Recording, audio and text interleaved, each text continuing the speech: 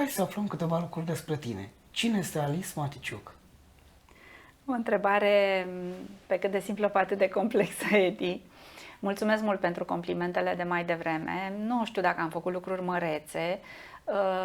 N-am făcut decât să fac ceea ce mi-a plăcut.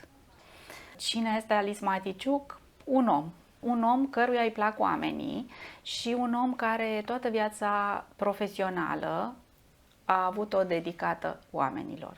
Deci tot timpul am lucrat la creșterea celor din jurul meu, lucrez încă la acest lucru și dacă este ceva ce mă împlinește cel mai mult în viața mea profesională, este aceea de a vedea cum cresc oamenii de lângă mine.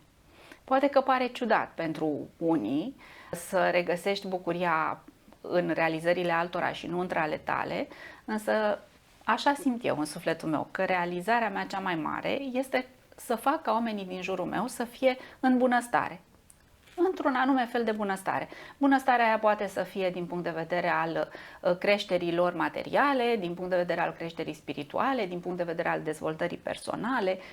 Ăsta a fost mereu țelul meu în viață și rămâne în continuare și mă rog la Dumnezeu să-mi dea ocazia să fac în fiecare zi o faptă bună, fie prin ceea ce fac la locul de muncă zi de zi, fie prin alte metode. Acum, dacă vrei să intrăm în mai multe amănunte legate de ce înseamnă viața mea profesională, în domeniul asigurărilor ea a început acum un sfert de veac. E mult așa, foarte mult.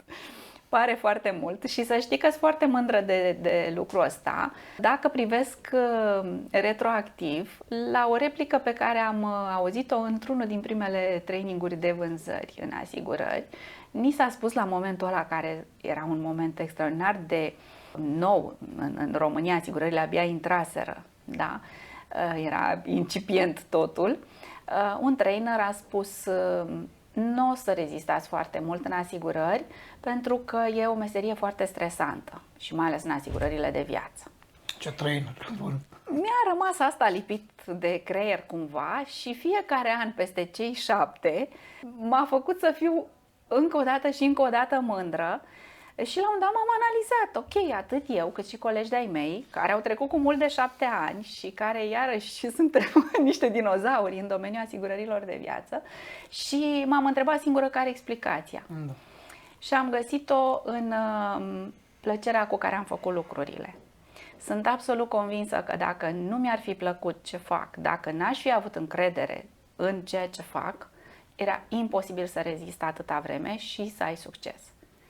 E o vorbă, nu mai știu cine a spus-o, fă ceea ce îți place și nu o să muncești o zi în viața ta. Da, deci exact din categoria asta mă simt, nu simt că muncesc, nu știu când au trecut cei 25 de ani, recunosc, dar mă simt extraordinar de împlinită profesional și dacă ar fi să o iau de la capăt, deși visele mele în copilărie au fost cu totul altele, aș face fix același lucru.